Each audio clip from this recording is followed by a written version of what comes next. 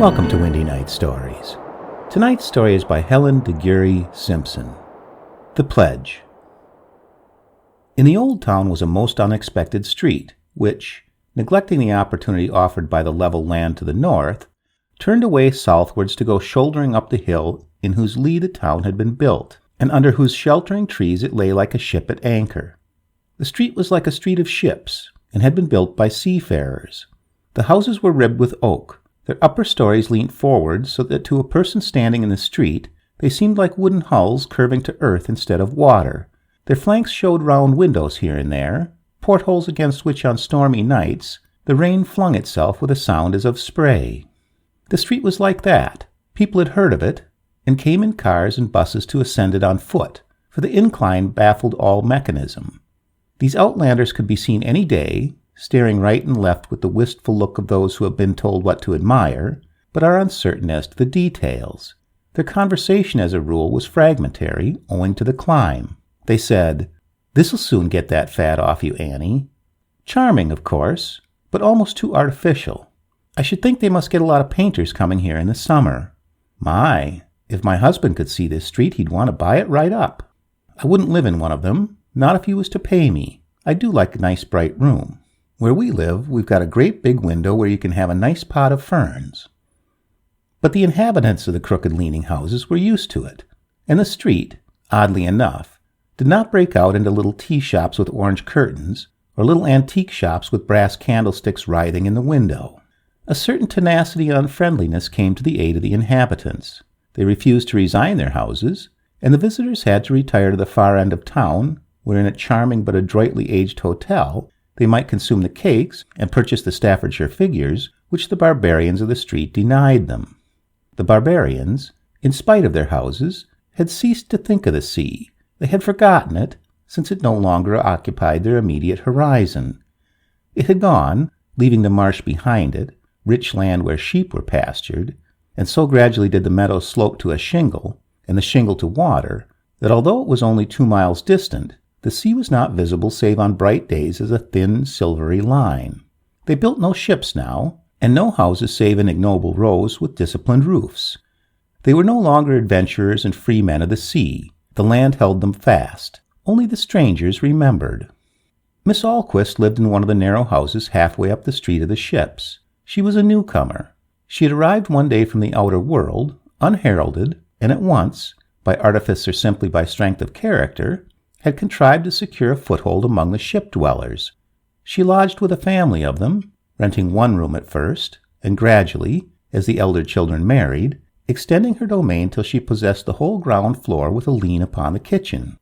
As time went on, she proceeded, to the dismay of her hosts, to oust their furniture and replace it with odds and ends of her own, which came sewn up in sacking from some place abroad whose name the Franks could never succeed in reading. They found themselves crowded in the remaining rooms, compelled to uncomfortable proximity, and obsessed by the rejected furniture which advanced upon them like a tide with their lodgers' every acquisition. Miss Alquist never considered the inconvenience, and had never been heard to apologize. She was shabby and haughty, and quite without consideration for the Franks, who, appalled by her assurance, lacked the courage to send her packing. It is possible that had she tried to do so, she might not have consented to go, and before that only too probable situation, the stern overnight resolutions of the Franks would pale to morning civility. Her advantage was a moral one, and her strength lay in this, for that in some reason unknown she loved the street of ships. This passion, unsuspected by the rightful heirs, would have astounded them. They found sufficient matter for astonishment in the account of her possessions and the manner of the arrangement. For whereas they had iron beds with speckled knobs of brass, tables made of bamboo, and gilded vases, Miss Alquist kept her rooms bare, uncarpeted, and vaguely redolent of salt and spices. She slept in a little narrow bed which had no wire mattress, but was corded with rope. A brightly colored blanket covered it. Under the window of the back room stood a big dark chest with brass corners, from which the smell of spices seemed to come. But in all the years of her residence, the Franks had never once found it unlocked. That, with a small folding chair and hanging curtains in 2 corners, was all the furnishings of the bedroom.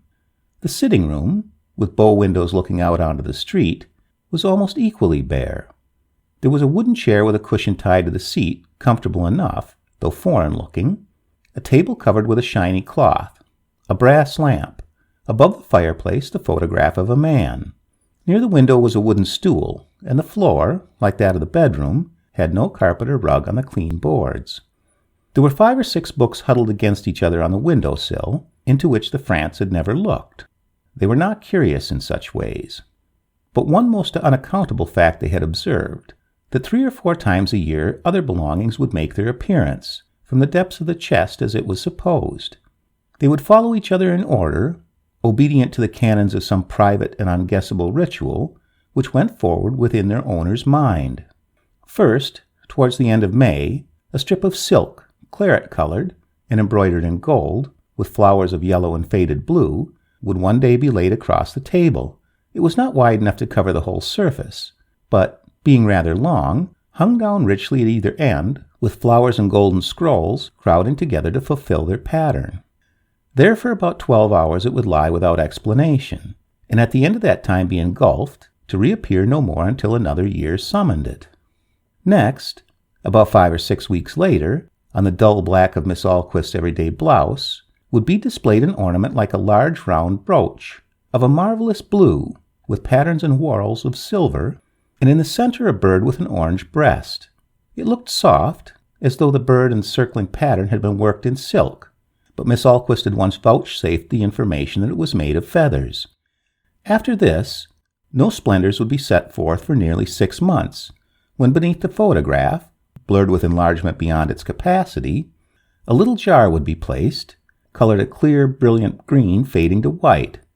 In this jar flowers grew in what seemed to be red soil, but was in fact composed of tiny grains of powdered coral.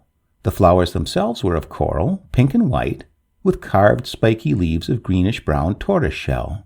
They looked so real, though fantastic, that it was almost shocking to hear them faintly rattling when someone trod heavily in the room overhead. These were the only treasures on which the public eye might rest. They were sufficiently provocative, and each year as the ritual proceeded, there was a speculation in the Frants' kitchen. Miss Alquist disregarded hints and questions. She could be intimidating for all her shabbiness. Her very sniff, and the lean foreign look of her, was enough to disquiet the ordinary questioner, and by degrees her host became accustomed to her apparition of the silk, the brooch, and the cold flowers, and accepted them as the years passed almost without comment. They had ceased to hope for any explanation.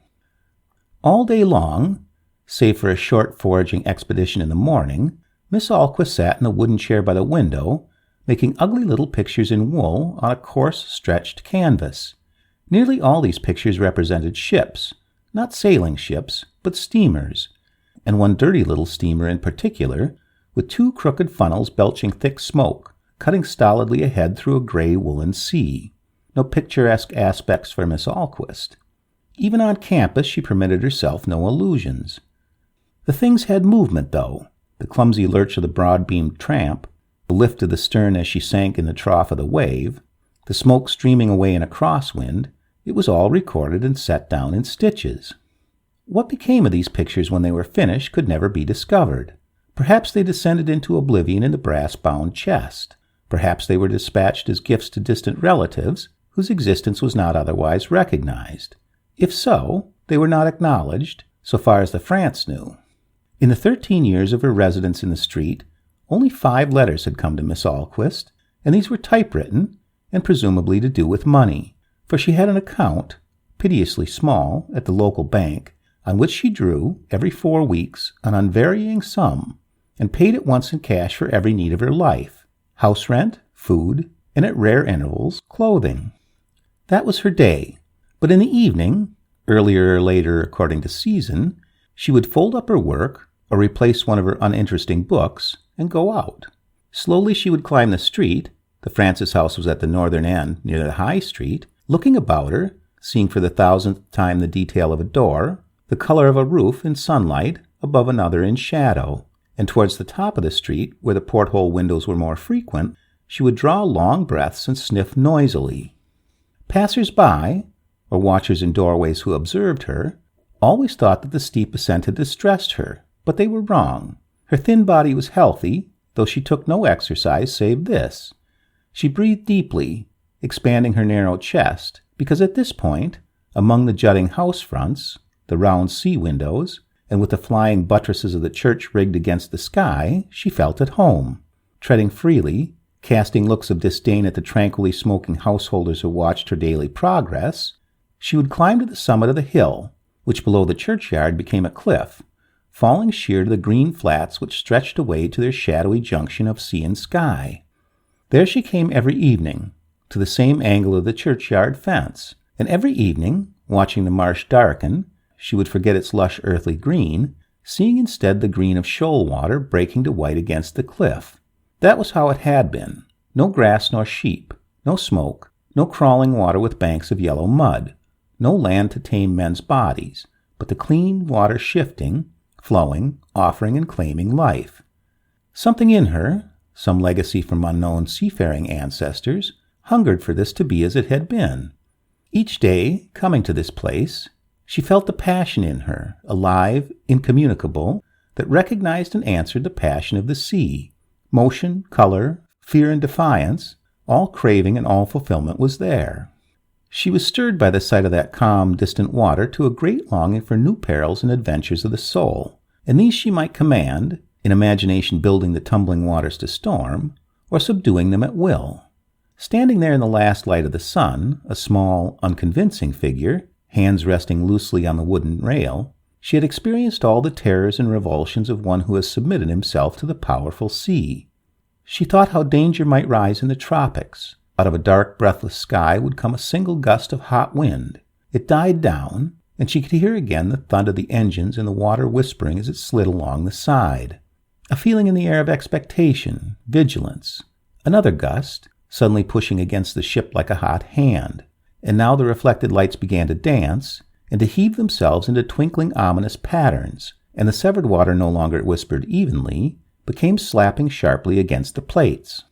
She knew how a steamer might lie waiting for the dawn outside the harbor of an eastern port, the green pale of the water, reflecting untroubled the lines of the masts and ropes, the fishing boats with their top-heavy triangular sails, veering by on the wind that blows before sunrise. She knew the gray blue of the early sky. She saw the coolies running and yelling, with little baskets of coal no bigger than so many flower pots, running, sweating, getting the bunkers filled somehow, among singing and sudden unreasoning quarrels. She watched the sky go green, and the coast darken as night came. The stars were tremendous and their colors distinct, yet a swift wind might extinguish them in half an hour, and set the water leaping and playing, pale with phosphorus, against the hull. She knew the unfathomable blue of mid-ocean, opaque, the color of lapis lazuli. She heard the hours go clanging by, and the hurry of feet and voices in the night when the watch was changed.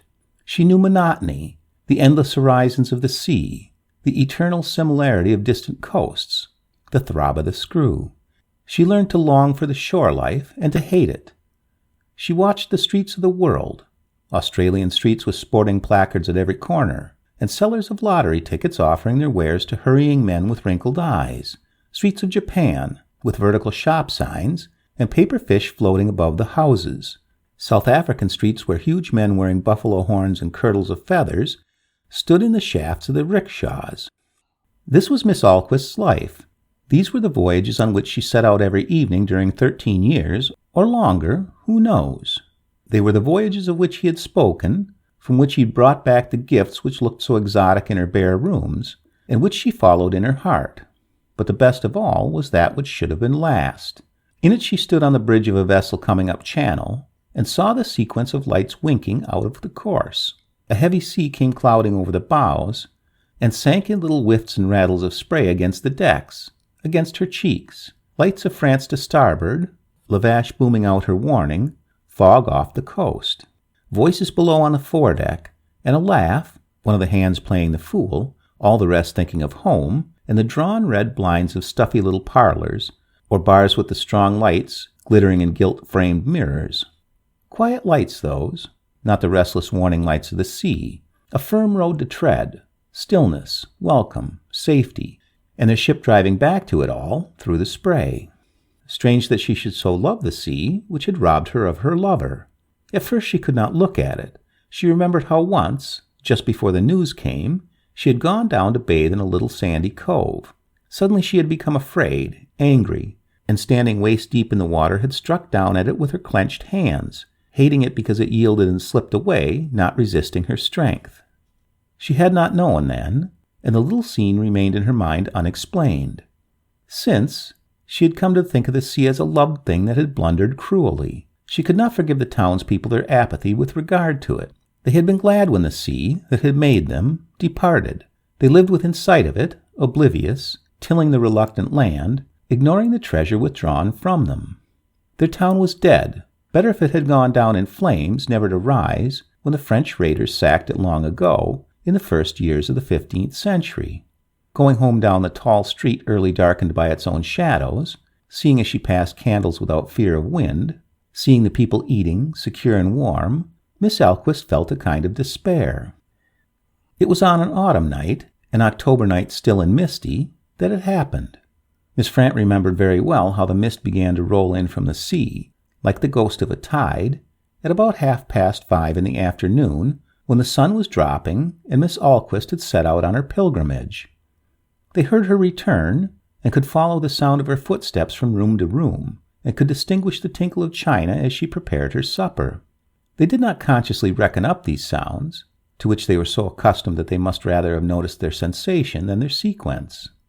The Frants finished eating, and Mrs. Frants pulled up the greasy plates on a tray to take them down to the scullery. It will be remembered that Miss Alquist rented the ground floor. Mrs. Frant came downstairs carefully, the tray held out before her so that she might see where she was treading, and had reached the kitchen before she raised her eyes. Then she saw that Miss Alquist was standing quite motionless by the door which led to her bedroom, apparently listening. The attitude was not strained or unnatural. That is to say, it would not have seemed so had the tense figure relaxed after a moment. Mrs. Frant said afterwards that they seemed to stand there for half an hour, the one stiffly with closed eyes, all senses save one forced to quiescence, the other with her tray held before her, staring, and wondering what sound could ever have come up Ship Street that was worth listening for like that. Just as the immobility had lasted long enough to frighten the watcher, Miss Alquist turned away abruptly and went into her bedroom. Mrs. Frant advanced toward the sink with her crockery, mentally calculating whether they could afford to give up their lodger if she should turn queer. Her back towards the bedroom, she filled the sink with boiling water, shook in some soda from a tin, and began to scrape the fragments of cheese and bacon fat from the plates. Then she heard a step, and looked quickly round, apprehensively. Through the door she could see Miss Alquist standing with her hat on, and her hands fumbling at her bosom. Then the figure moved, and there came the sound of steps on the boards, the opening of the street door, its gentle closing. Miss Alquist had gone out. Mrs. Frant was so much astonished that she tumbled the plates into the hot water and left them to soak while she went upstairs to consult with her husband. He, too, was astonished, and went at once to the window. The mist was impenetrable, but they could hear plainly the short, quick steps going up the hill towards the church. "Looks like she don't know what time it is," said Frant. "Did she go out for her usual?" Mrs. Frant did not answer. They had both watched her go out just after 5. "Thick night, too," said Frant, closing the window. "Well, none of our lookout." "Not our lookout," Mrs. Frant echoed angrily. "It'll be our lookout if she comes over funny and tries to kill us all in our beds one night." She had been frightened down there in the kitchen. Frant, who had not seen the still figure, grunted and took up his paper again, comfortably saying, "You don't want to go thinking of such things." Mrs. Frant looked up and was about to speak, but realizing how foolish the thing must sound told in her words, sighed and went, not without qualms, back to the sink and the crockery. From time to time she stopped her washing up to listen, holding her hands still in the water. Ship Street was silent. The old walls cut off the sounds from neighboring houses. No one passed on the cobbles. She dried the plates, and hung up the cloth on the line that was stretched across the kitchen from window to fireplace, then slowly climbed again to the upper room where her husband sat. His pipe filled it with rich smoke. The new wick of the lamp gave a good light. Mrs. Frant took her chair by the fire and gradually forgot, in that atmosphere of familiar warmth, that half an hour ago she had been frightened by the sight of a woman listening. Listening, astounded, to the thud and rustle of surf, breaking, so Miss Alquist thought, not 100 yards away. At first she did not heed it, a trick of the blood, perhaps, rushing in her ears, but it would not be denied. It was real. When she understood that, she was filled with a mad hope that the sea had come back to claim the town, advancing without cause, as it had retreated. The sound persisted, and she made her decision to go up at once to the cliff by the church. From there she could watch it come crawling over the fields, lapping towards the town. In some haste she put on her shoes and hat, but delayed, strangely enough, over another matter which puzzled the France afterwards. Then she set out, walking quickly through the mist to the churchyard. She was happy, until as she went it occurred to her that perhaps owing to the mist, the sea might not be visible. But when she came to that part of the cliff from which she was accustomed to look across the marsh, she clasped her hands, pressing them in a kind of ecstasy against her breast. For the night was clear, with a half-moon rising, and not a quarter of a mile away she could see a line of white that somehow drew back hissing and then launched itself forward, at every such attack gaining a little ground. It seemed to her a battle of two surfaces, one dead, motionless, blindly resisting, the other vivid, alive, wrinkled into a million tiny strengths which at last must overwhelm the single strength of the land. It had reached the outlying dwellings. She saw it close round a cottage, coming creeping and fawning to the threshold, mounting in little waves and surges toward the windows, higher, higher. The glass burst inwards with the impact of a larger mass of water, which poured through, foaming over the jagged edges noiselessly. She observed this in silence, and accepted it, though it had been the sound which had summoned her. Now she watched while the drama played itself out, and found it natural that it should be presented without sound. Every moment the liquid glittering surface increased, and the dull squares of grass yielded to it, dwindling one by one. The track of the moon grew longer, and was broken into shifting ripples of light, multiplied as the sea advanced stealthily, but more swiftly than before. At this rate, she thought, another 5 minutes must bring it to the foot of the cliff, and she strained towards it, gripping the wooden railing, thinking rather confusedly of those cities in the Old Testament, overwhelmed that the power of God might be made manifest. She thought of the limitless strength of the sea, of its hills and shadowy valleys, hidden too deep for light to discover them, of the strange jewels of the sea, living creatures, and pearls crusted together in obscurity. There were mysteries there of which the land could know nothing, wonders consummated in the utter darkness, shapes moving above in their own radiance, broken ships like leaves drifting down.